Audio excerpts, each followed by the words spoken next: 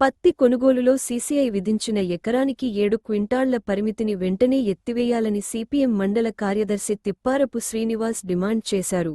మండల కేంద్రంలో జరిగిన సిపిఎం సమావేశంలో మాట్లాడిన ఆయన, కిసాన్ కపాస్ యాప్ రైతులకు తీవ్ర ఇబ్బందులు కలిగిస్తోందని, గ్రామీణ రైతుల్లో ఎక్కువ మందికి స్మార్ట్ ఫోన్ వాడకం తెలియకపోవడం వల్ల పంట అమ్మకాలు చేయడంలో ఇబ్బందులు ఎదురవుతున్నాయని చెప్పారు.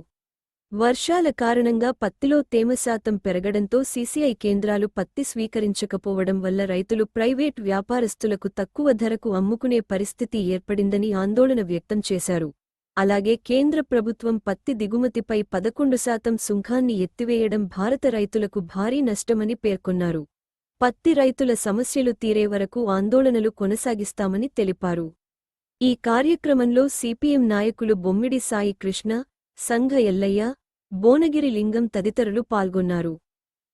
పత్తి కొనుగోలులో ద్వారా పత్తి రైతులను నిండా ముంచే ప్రయత్నము ప్రభుత్వాలు చేస్తా ఉన్నాయి.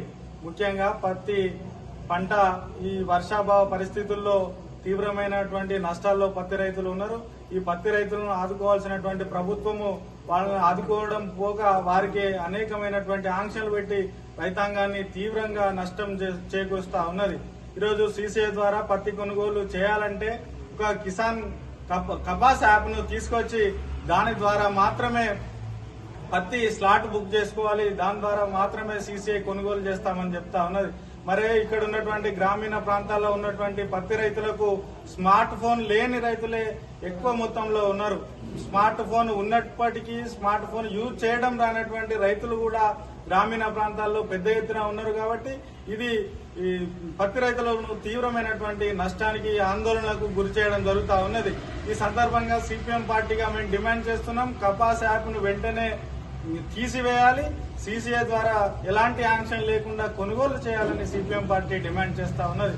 మరి అట్లాగే సీసీఐ ద్వారా పోయిన సంవత్సరం నుంచి 12 క్వింటాలు ఉన్నటువంటి పత్తి కొనుగోలను ఈసారి 7 క్వింటాలు మాత్రమే కొంటామని కుదించడం అనేది ఇది దుర్మార్గమైనటువంటి చర్య అని సిపిఎం పార్టీ తెలియజేస్తా ఉన్నది. వెంటనే పత్తి సీసీఐ ద్వారా 12 క్వింటాలు ఎకరాకి కొనుగోలు చేయాలని ఈ సందర్భంగా డిమాండ్ చేస్తూ, అట్లాగే మధ్య కాలంలో పెద్ద ఎత్తున వర్షాలు పడ్డ మూలాన పత్తి నష్టపోయి ఉన్నది. మరి ఎలాంటి తేమ శాతం నిబంధన లేకుండా పత్తి కొనుగోలు వెంటనే చేయాలని, ఎట్లాంటి నిబంధనలు లేకుండా కొనుగోలు చేసి రైతాంగాన్ని ఆదుకోవాలని సిపిఎం పార్టీ డిమాండ్ చేస్తూ, అట్లాగే పత్తికి 12,000 రూపాయల ధరను నిర్ణయించాలని ఈ సందర్భంగా సిపిఎం పార్టీగా ప్రభుత్వాన్ని డిమాండ్ చేస్తుంది.